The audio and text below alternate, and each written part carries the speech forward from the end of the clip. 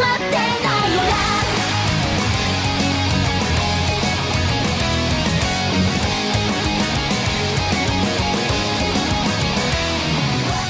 what's going on, everybody? My name is Tyler. And I'm Luke. And welcome to episode 26 of Holy Heck, I Really Like Love Live. This time for Prontom's second single. We're getting up there. We're finally finishing our sub-media block. Finally. It's been years. It's been years. With just so much stuff got in the way. I don't want to say got in the way because that makes it sound, oh, we had to do those pesky show songs. No one wants to do those. But I'm honestly really happy that things got in the way because we got more music, so perfect. Yeah, no, it's super good. We're back to what we originally wanted to do this month, but like Tyler said, not a bad thing that those things got in the way. Yeah. So our question for last time was, what is your favorite outfit that was featured in a PV? And if I'm talking really quietly, it's because I got people sleeping relatively close to me, so I'm trying to be a courteous boy right now. Yeah, I know. So we got one coming in from everybody. Who said, how could you not say Angelic Angel if you guys both like Mijuku Dreamer and My Mai Tonight? We talked about Angelic We Angel. did to each other. But both of us were like, it's really good, but both of us were pretty on the fence about it. Yeah, it's just, you prefer My Mai Tonight and I prefer Mijuku Dreamer, and Angelic Angel is still super good and falls in the same category, but we just prefer other things, different strokes for different Love Live fans, you know what I'm trying to say? Yeah. It's just kind of different ways to like the same kind of outfit. We got one coming in from Leo Strons, who says, my favorite outfit without a doubt are the ones from Yume no Tobira PV. They're just so fluffy and simple. I love the colors, the flower crowns, Nico's hairstyle. I could go on. That PV is really special to me because I decided to give the Love Live discography a chance when I heard Umi's voice for the first time at the beginning of the song. It was short, but it impressed me at the time when I knew very little about the franchise. Yes, I relate to this comment on a very personal level, not for Yume no Tobira, but because that's kind of like sort of how I got into Love Live, because Mijuku Dreamer was kind of like the borderline first thing I was exposed to, like short of Snow Halation, but everybody knows Snow Halation, so yeah. That's the classic. Yeah, so in particular, I remember I listened to Mijuku Dreamer like 500 times, and I messaged Luke. We talked about this on the show before. I was like, whoever sings here is the best singer. He's like, that's Hanamaru. And yes. that was the classic. I was like, yeah, he knows. He's in. And we're reading a lot of comments today. Quick thing from our boy Jonathan Gaskin. He didn't answer the question, but he said, I think what makes My Mai Tonight so great is that it sounds so different from any other Aqua song in the anime universe. I guess that means not including Sunshine Pika Pika Ondo, because that's not in the anime. I guess I'm overthinking it because, or since it wasn't written by the second years. But since it wasn't written by the second years, the shakuhachi, the bamboo flute, the koto, and the instrument that Daya plays, and the rock guitar lead me to believe that Daya and Mara work together on the instrumentation. The instruments are known. Let it be known to the world that we have the name of these instruments now. Thank God. It's about time. Praise now we that can guy. stop calling it the young Chinese flute. It's not the egg shaker after all. So we got another answer from my boy Bananas in Pajamas, or Panajamas, whichever he wants to go by. After thinking about it, I have to go with Bokutachi wa Hitotsu no Hikari outfits as my favorite. The mix of white and pink tones blend well together and look really nice on every member. I associate Muse with shades of pink and red, so the Boku Hika outfits stand out to me as very Muse-esque outfit. The blooming of the outfits and the dresses in the final live of their image colors is a bonus. I love the flower motif they keep with, from the petal-like layering of the dresses to smaller accents. Then you listed off another 400,000 outfits that are really good, and they're all really good. Yeah, stuff like Angelic Angel, Kira Kira Sensation, Happy Party Train, Yume Yume Yume from the first season of the anime, and then Aquarium. So all really good outfits. Gotta agree. I do like the flower motif. They went with the whole thing, and then the big old flower. It all connects. The big flower. That was like. The biggest prank of all time. Legitimately thought the concert ended after Moment Ring. I was like, all right, fine, goodbye. See ya, Muse. Some goodbye. And then they show up in the flower. I was like, hell yeah, this is it. You know? Yeah, get pranked, kid. I know. I got pranked hard. I feel the same way about Aquas with Aquaria. There we go. How it's kind of like the same thing. Like Aquas is blue and underwater. Yeah, I just associate Aquas with being blue, like all the time. That's why I think the new OP's outfits are so fantastic. Yeah. Like they just scream Aquas to me. Yeah, and Jumping Heart was like very heavily blue also, so that's what does it for me. It, like they all came back to blue, like they were all in very, very different colors, but they all just kind of culminated around blue. I mean, that was awesome. Well, like okay, so like Aquarium's outfit was blue. Happy Party Train is primarily blue. The Kimi no Kokoro is like very primarily blue. Like what the heck's going on here? Is this a theme? Did they figure out a theme? It's all blue. And then you got these idiots in the subunit that have the nerve to use different colors. What the heck? Well, morons. They're banned. So we are real excited to talk about today's episodes. Actually, are we real excited? I think today's episode is... I think it's great. I don't think this episode is going to do as well as the other episodes. I feel like these songs are not... I don't want to say not as hype, but I think they're underrated. That's the word I want to use. I think people would do good discovering these songs because I think they're both really cool. Yeah, I think Prontoms has a lot of sleeper songs that people kind of forget about, and they're really good. And this is one of them. I personally forget about these two songs pretty often, and I think they're very good. I think it's funny because like in SIF when I like scroll, like you know how sometimes you like stay on a song for too long and you get the preview. Yeah. I always hear Yasashiku, and then like another song starts like it just always ends on Unbalanced Love. I don't know what it is. So, without any further ado, are you ready to move on to Pure Girls Project? I guess Pure Girls Project. What a name.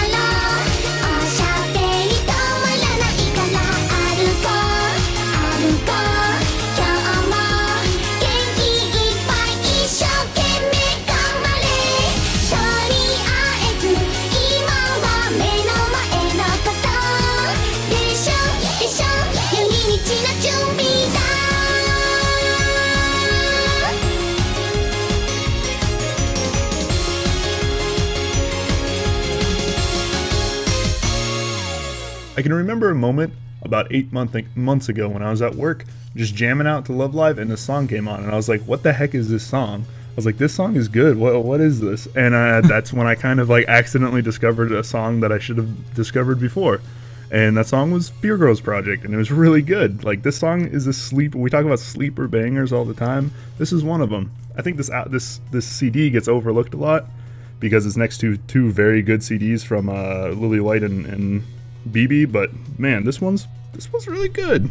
I get so mad at myself when, like, at this point of exploring the Love Live discography, when I mean, obviously not discover a song because I've heard them all, but like when I realized like how good a song is, I'm like, why did I know this sooner? I could have been listening to this song months ago, you know? Damn. Yeah, no, I feel that. It's just you miss out on some of those, and you feel really dumb when it takes you a year and a half to realize a song's really good. Yeah. Wait a minute. I like this. All right, top 10 comfiest songs. Okay, where's this rank? Close to 1. Like, obviously we can't actually come up with our top 10 right now. This would take us like 4 or 5 hours, because we'd have to go through every song and think about its comfy level. You know, we'd have to rank them 1 to 180 or however many there is. Mm-hmm. I just like. But this is up there. It is. How do I put this? Like. I'm struggling to put this into words. We were talking about Kimi no Kusei ni, which normally I'd say 2 episodes ago if we were following schedule, but since we had all the all the show songs to talk about, it was actually 40 episodes ago. Yeah, roughly. So like that's such a comfy. This song just. Go ahead. This song just makes you like, bob your head back and forth and sing along to it. I love it. Yeah, like I was gonna say, like Kimi no Kusi ni is like comfy, but it's just, man, like it's so, I don't know. This song is comfy as hell. It's like you just go with it. Just the vocals and the backing click so well. And I mean, I guess that's not the hardest thing to do with like kind of like Prantom's tier like J-pop, because it's kind of like the formula's there, like it's been perfected. You know what I mean? But like this song just works. Yeah, it does. It does super well. I think a big thing that makes it really enjoyable to listen to is that echoing that happens a lot in the chorus. Yeah. So you can just bob your head back and forth and sing the echoes with them. Desho. Yeah, you get attacked, dude. There's so many parts where it's like very simple things to say, and it's very easy, and they just repeat them. It's just and an so ambush. You can say it with them. You can say it with them, and just bob your head back and forth and have a fun time listening to the song. That is the advantage of being a caveman American listener, where you can just like, hey, I know that one word. You just scream it when they scream it. Like, yeah, Desho! And a super good, relax. We talk about songs that are super good to just relax to. This is one of them, and it's really good to like go on a long drive with the song on, and it's great. The song is very nice, very comfy song. This is just like pleasant. Like that's like the word. Yeah, pleasant. That is the most like fitting word next to comfy that we've like come up for this song. It's just like this song the equivalent of like getting in a hot tub and like having no one bother you for like 5 minutes. It's just, oh yeah, that's a good one. No, this might be like 30 minutes. You're the only one in the hot tub in the crowded area, and nobody's bothering you. But for some reason, you can't hear any of the people talking that are like in the pool next door. And you're not suffering from the normal ailments of staying in a hot tub for 30 minutes, I guess. Yeah, but it's like kind of like chilly outside. So your head's a little cold, but the rest of you so warm and nice. And then you go underwater, and you're like, "This is a mistake. Why'd I do this?" This is a mistake. Now my face hurts. So I want to talk about. Or it's like 40 below in Alaska, and you go into a hot tub. That's an experience. Is that an experience? I can't say. It's really fun. I was talking to my parents today about you, Luke, and the other day. I guess this is for everybody who doesn't live in Alaska and can experience this. This is referring to Fahrenheit, not Celsius, by the way, for all you international friends. Luke was like, "It's 19 degrees outside," and my first reaction was like, "Jesus, that's cold." And then Luke was like, "That's not the context that I meant this. Like that's great. That's beautiful weather. It's balmy. Yeah, it's been balmy up here. It rained like last week. It also completely destroyed the universe up here. We got time out from the Love Live real quick. We not that we already hadn't. We got like 19 inches of snow in 10 minutes not 10 minutes, 90 minutes. Sorry, like 2 weeks ago. That is like apocalypse tier. Yeah, it was crazy. Anywho, back to the Love Live. Anyway, so let's talk about the intro. I like the guitar intro, like that, but I feel like that doesn't fit with the song like at all. Like it's like listen, it's super weird. Listen to this song, and then all of a sudden like that, it's like did my Sony Walkman skip? Like what is this? Yeah, it's like this super synthy like guitar riff at the beginning that doesn't make any sense for the rest of the song. Like, I understand there's a lot of synth stuff happening in the background, but it's still weird as hell. But then I think it's funny because I think in the outro, it fits super well because it goes and then the whole like all the instruments come back like and like it just ends, and it's like now that was nice, but the intro is just like, like it feels so out of place. That's a thinking emoji if I've ever heard of one. Yeah, that's a badly drawn thinking emoji. Yeah, so there are a lot of bells in this song. That's something I've come to notice. Like if you just like sit down and listen, like if you count how many bells there are, like you need a few more hands than just. Especially in the transitions between the chorus and the verses. That's like when the bells just come out and just assault you a little bit. Yeah, this song. It turns out this song isn't nice at all. It's just like. Yeah, this is actually the meanest song of all time. You just get assaulted by deshos and bells. Like stop. I'm gonna have to call the police on this song. I think this is like a really good example of a song that can like be totally, completely unimpressive in terms of like vocals and backing, and still just be like, wow, the song is so good.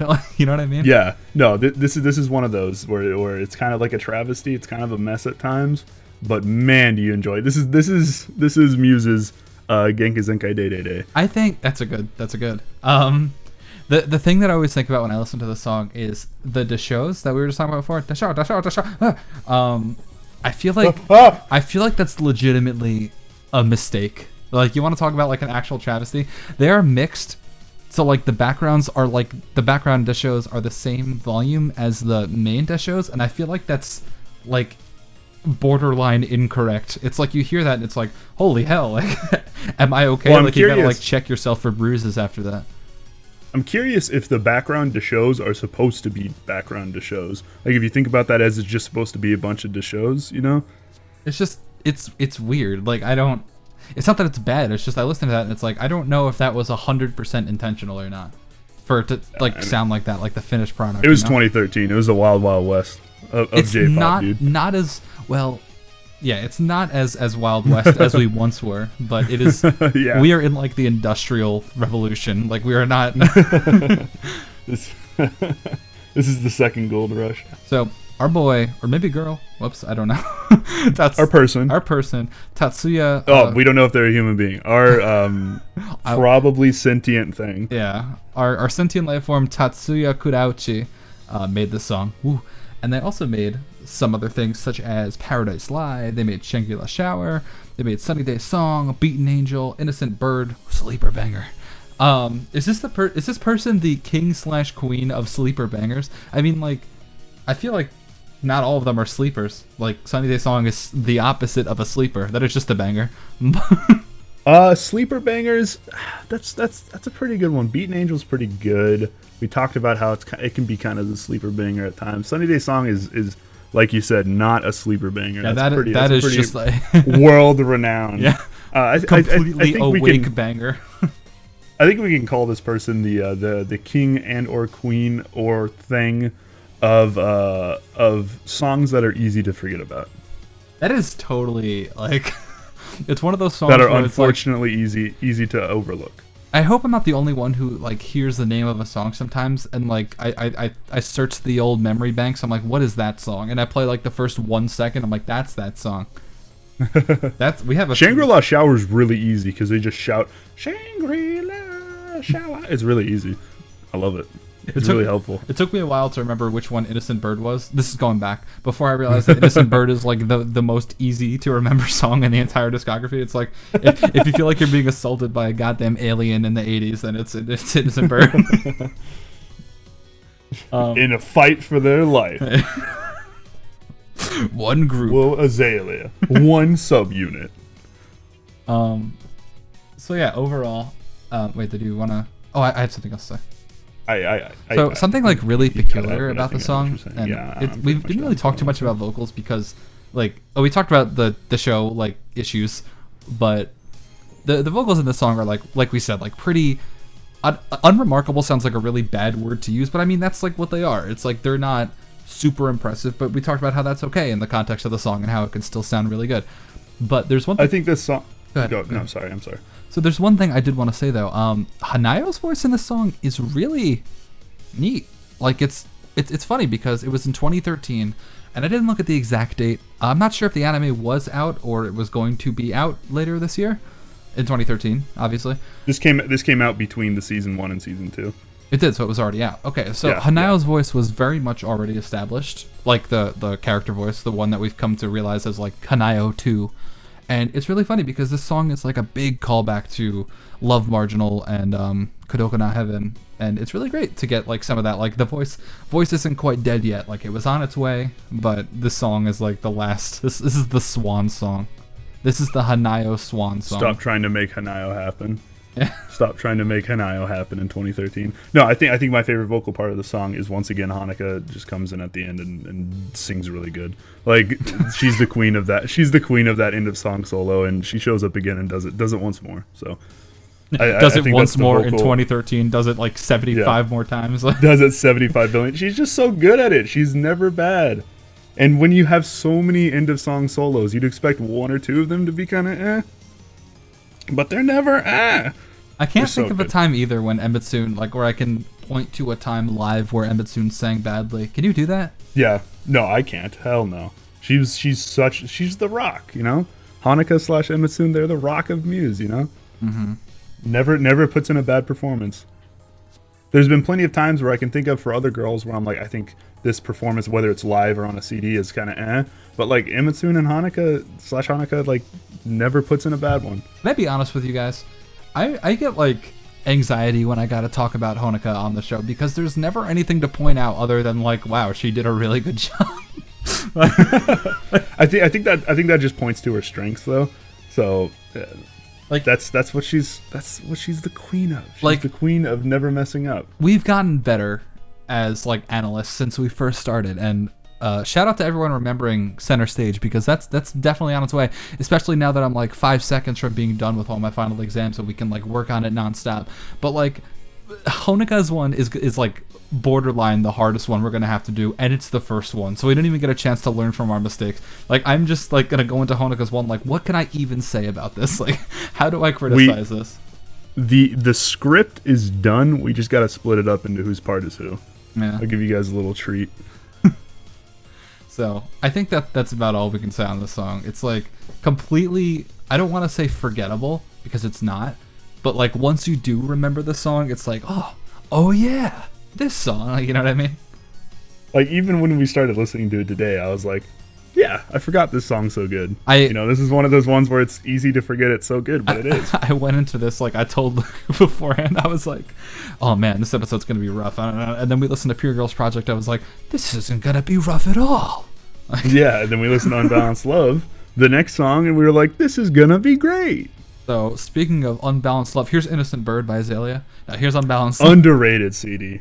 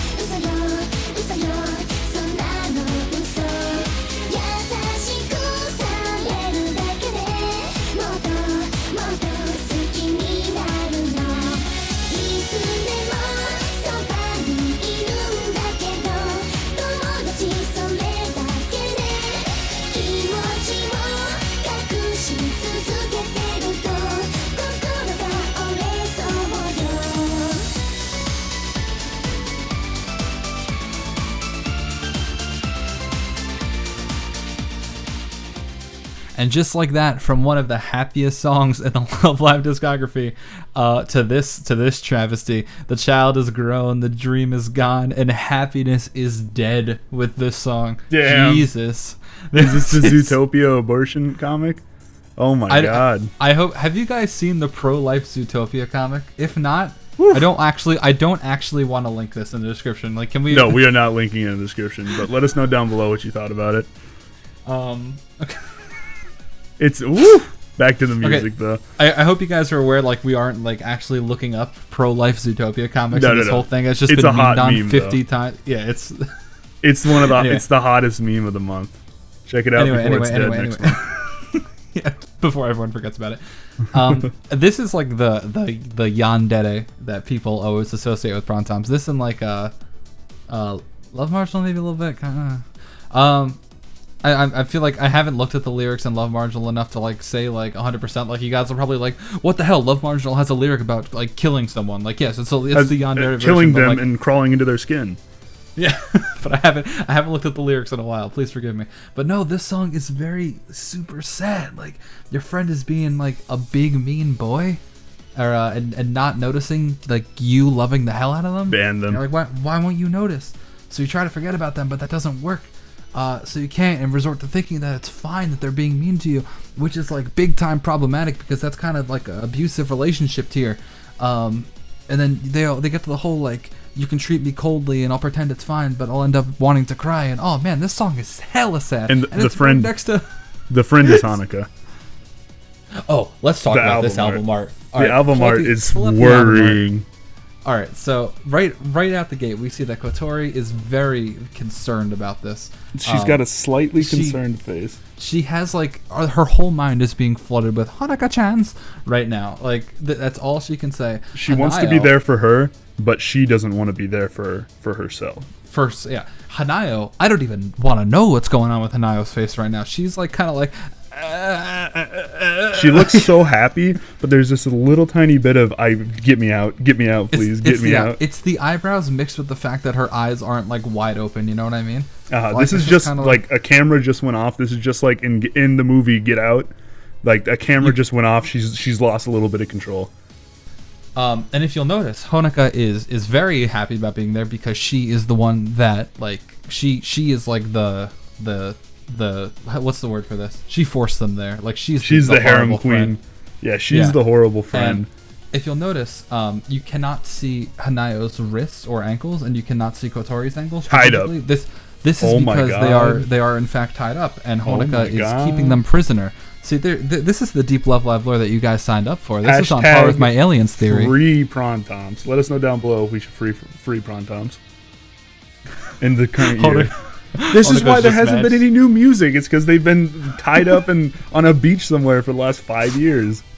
We figured it out. Muse is coming back, baby. So confirmed, all the lives from then until now have just been like doubles. Oh my god. Yes, no, they cloned them. Oh my god, the deep love live lore. But in all seriousness, this is some good album art. Like good album art. All three of the beach album arts were pretty solid.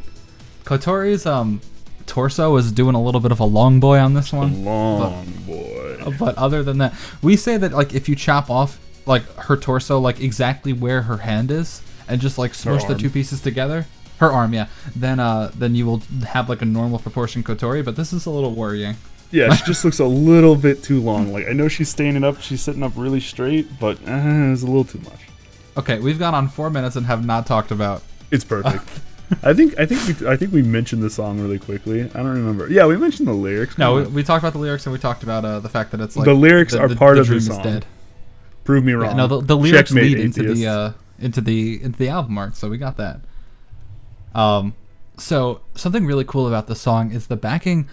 It has like a borderline like foreboding sound. It's almost like ominous. It's really spooky actually, but not in like a Halloween kind of way. Like this is the Halloween song, but in like you cannot get anywhere near the level of comfy that you were on with Pure Girls Project. You know what I mean? Like this song, like you want to talk about juxtaposition in songs, like After School Navigators. I was about to just say, yeah. Like, that's our word. How After School Navigators is like, it's crazy because wow, these like kawaii ass girls are singing death metal, wow. But like, if you want to talk about juxtaposition in just straight like albums, you go from the comfiest song to now the hot tub is like it's the hot tub has gotten too hot. No, this hot tub is too hot and you are stuck. And your clothes are gone. You must get out of this hot tub. No, you have to get out of this hot tub. This is an actual horror dream that I've had. Get me out. You're naked and you can't stay in the hot tub or else you will boil. This is what this song feels like. The least comfy song in all of this. Yeah, I don't know about the least comfy, but it's definitely far less comfy. Yeah, that ominous foreboding synth that's going on in the background with those drums. It just doesn't. Something's up, and we know what's up now. It's Hanukkah's kidnapping spree. I just think it's so cool that these are like center stage now. At the very end, at a footnote, like Hanukkah was never caught. We didn't talk about this song like at all, dude. I'm worried. Dude, come on. Okay, but no, this song. I think this song is really nice. I think this song is always kind of like the anti-Prontomps in a kind of way that it's like, this is very, I said that Pure Girls Project is very much what you sign up for with Prontomps. Like, this is like like a side effect, I guess, like the unintended side effect. Like, it's like, you know, usually subunits are kind of like known for two-ish genres, depending on like, you know, we got BB, who's kind of like R&B, and while also like EDM. We got Guilty Kiss, who's like rock/metal and also EDM. You know what I mean? Like, just I know what you're talking about. Yeah. But Prontomps, it's like, I know obviously not all their songs are like happy J-pop, but it just feels so weird when you get like a song like Love Marginal, or when you get a song like No Exit Orion, or this song where it's just like, it's not really like happy J-pop. It's like, this isn't what you guys are supposed to be doing. Like, I would never in my right mind tell. This is way too many octaves low. Yeah. I would never in my right mind tell Guilty Kiss that they're not supposed to make an EDM song, but then Prontomps does this. I'm like, this isn't you. Get out. Something's up. Something's up. What's wrong with this? And I don't mean what's wrong with this is and this is a bad song. I mean, no, like, what's wrong with this is that Kotori and Hanayo are not okay. You're not okay with this. I'll beat this joke to death with a hammer. I think the song's pretty like solid, like you were saying. I think the best part of the song is the when the backing kind of drops out, and I think it happens leading into the second verse. I don't think it happens leading into the first verse or chorus. My apologies. But the backing kind of drops out, and they just kind of sing real quietly there. You know what part I'm talking about? Mm-hmm. I love you. I like that part a lot. That is a good part. I know I just sang it perfectly, but perfect. Yeah. They used to call me the Kotori Whisper back in high school. I'm always worried when I like want to sing a part so you guys know what I'm talking about, but like I have no like musical reference to start from, so I'm like, I hope this key is right, and I just like go in. Yeah, I mean, I got through high school choir and made all state off of a 1 octave range, so you know that perfect. these every time I go to sing, I'm like, well, this is about 40 octaves out of my range, but let's see if we can do it. There's like 5 or 6 Love Live songs that like are in my range. I'm like, I could sing this if I like really wanted to, but the rest is you're out of luck, pal. I don't know. And it's always like the super low ones. Like I can do pretty okay on Strawberry Trapper, which is like a good song to be able to sing. It's a fun song, but like you try to get me to sing like 1-2 Jump or something, nah, hell no. I can do about half a dozen if I drop it an octave. So, you know, that's yeah, but then you sound like a creepy like. No. It's fine. It works out. There are a few more things I wanted to say about this song. There's a lot more things I wanted to say about this song, considering we didn't talk about it.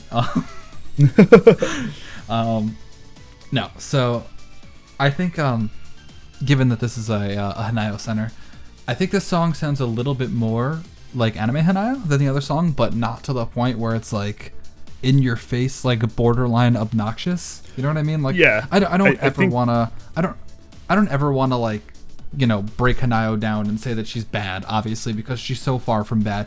But I feel like her voice can get just a little overbearing at times, like past the anime. I think that's like a fair opinion to have.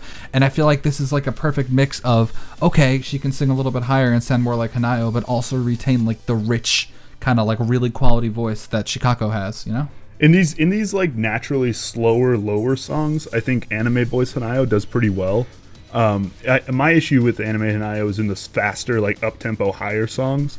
Anime Hanayo is like the thing like that Moment differentiates. Ring, for example. Yeah. The thing that differentiates anime Hanayo, the biggest thing, is just how much more nasally she is.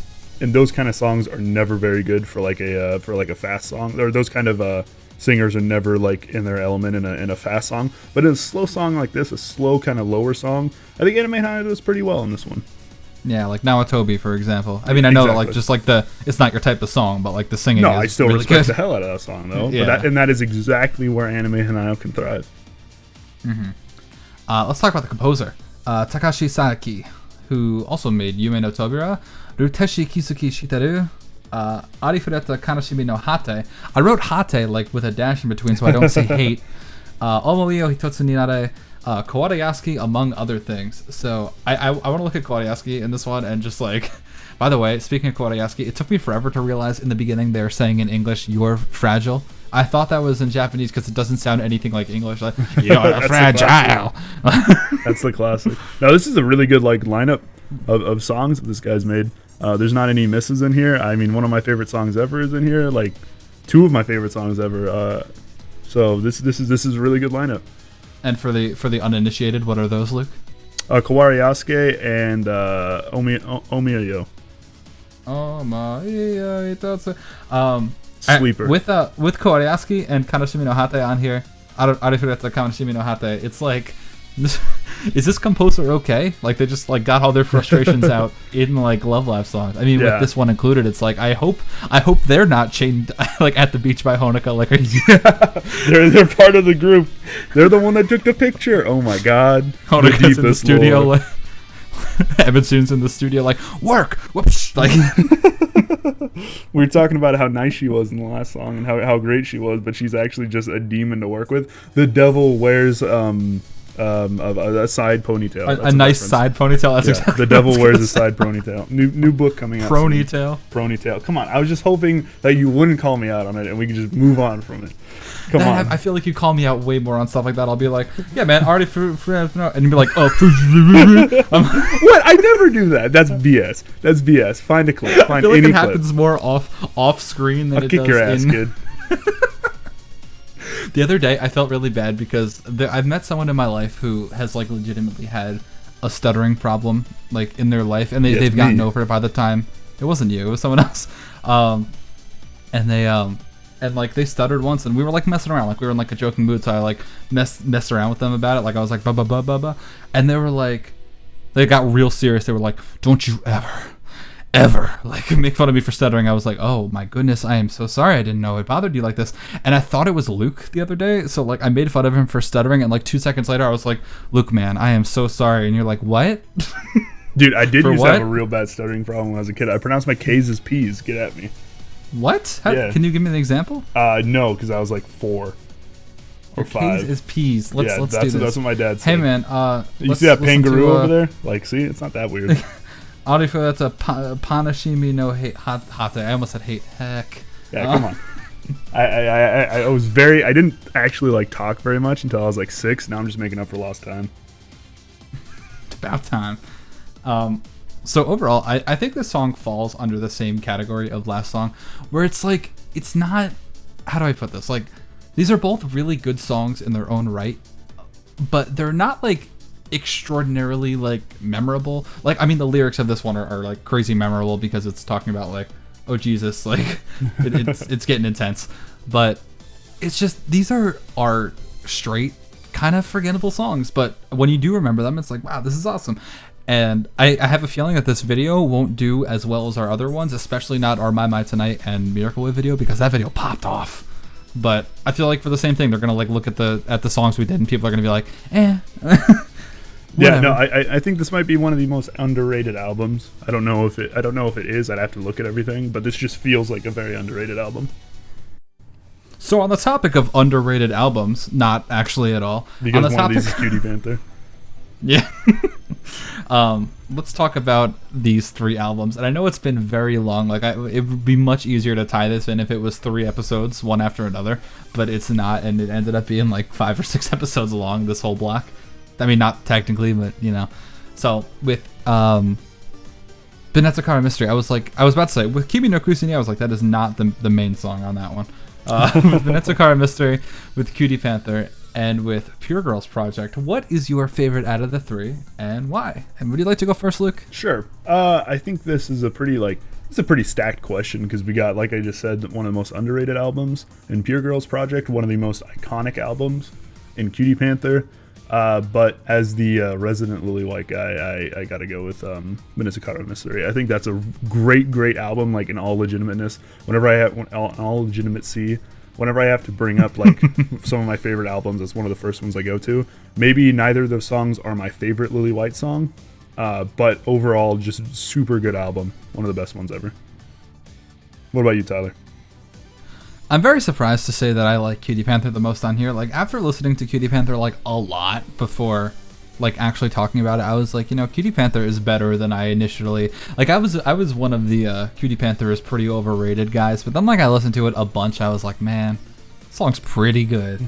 And I don't even want to talk about Natsuo One Day because I like exhausted you guys like 17 episodes ago when we actually did talk about it. Man, like I love the hell out of that song. I think it is supremely underrated. All right, you're doing it again. Yeah. Oh, heck. Oh no. So I gotta go with Cutie Panther on this one, and it sucks because like I'm trying to like as we were talking, I was thinking about like a second place, and I was like, man, these are both so good. Like I know we just talked up this album like constantly, but the Lily White album is really good. I think I like Kimi no Kuseni more than I like these two songs, but I don't like Benetsukata Mystery more than I like these two songs. So that's like, do you get like the one album that has a really good song? Kind of where I'm at, yeah. Yeah. Do you get the one album that has the really good song, or do you get the album that has two like really good likable songs? You know what I mean? I definitely like Benetsukata Mystery more than both of these, and Kimi no Kuseni probably more than Unbalanced Love. But yeah, I understand where you're coming from. Mm-hmm. So if I probably rank Lily White second out of these three. So for me, it'd go BB, Lily White, and then Pronto. So what about you? I already answered. Oh, did you? Oh, Oops. ranking? Oh, yeah. Ranking wise, Benetsukata Mystery. Yeah. Putting you on the spot Probably now. go Cutie Panther, Pure Girls Project. It's super close between those two because I think Pure Girls Project is one of the most underrated songs in the discography. But I'd probably have to go with that ranking, just out of respect to Cutie Panther. Yeah, it is. Like song's a big Cutie deal. Panther walks in the room, you kind of gotta like take a knee, like yeah, you gotta nod your head a little bit, tip your cap at it. Yeah, if you're in Japan, you have to like bow to the floor, like. So let us know down below, guys, which one of these three albums is your favorite, and give us your ranking. If anyone has the GPS coordinates as to where Hanayo and Kotori are being held, please post them in the comments. Please send them to the police. Yeah, please contact your local police department. A little side note: our episode discussion next week might come out a little bit later. I'm going down to Colorado for a week, so it might be out on Wednesday or Tuesday. So maybe even Thursday. So a little bit later than usual, but it'll be here. Hey, you can watch our episode discussion and then just watch the new episode. So yeah, think about it. And and I just wanted to say thank you so much, everybody, for 300 subscribers. Yep. That is really nice. We are so happy to have 300 subs. And we don't want to make a big video deal about it this time, but we really, really appreciate it, and thank you so much. And as a celebration for 300 subs, don't forget to go check out our video giving away a moment ring. Go check out the Gleam link and comment on that video to get a chance to win it. Man, we are pushing this. I got my moment ring. I'm gonna show it on screen right now. This picture that I took of my moment ring right here. It is really nice. I have big bare fingers. Same. And I was able to fit it on my pinky. So there we go. I can't get it past my second knuckle. Get me out. No? Get me out, dude. I got bigger bare fingers. So now we can. True, you do have bigger bare fingers.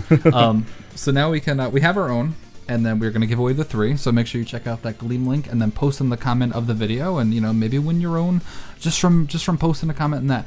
It's really funny because they were giving us to our good friend RYC03. I always wonder if that's Rice. So I call him Rice03, baby. So I posted out in the Love Live subreddit, and he's like, "Wow, did you get a jeweler to like make it fit your finger?" Because he saw it was like bent out more than he sent it, and like, I know you're hearing it now, RYC03, but I was like, I hope this doesn't break when I like stretch it a little bit, and it didn't. So no, I got me, the professional jeweler, to pull it apart a little bit more, and it looks fantastic, and it didn't break, so perfect. But no, it's an amazing ring. I hope you guys entered to win it because we are so excited to give it away. So thank you so much, everybody, even just the people who subscribed just to win the ring. Thank you so much for being subbed. We really appreciate it. Yeah, you guys have a good week. We'll see you next week. So yeah, guys, thank you so much, and we will see you next week for what? For yay! Happy Christmas! Yay, happy Christmas! It is yay, happy Christmas time next week, so come along, listen to Jingle Bells Ga Tomaranai, and Sei Naro Hino Inori, which is the real star of the show, but you didn't hear that from me. So, goodbye, everybody. See ya for Christmas.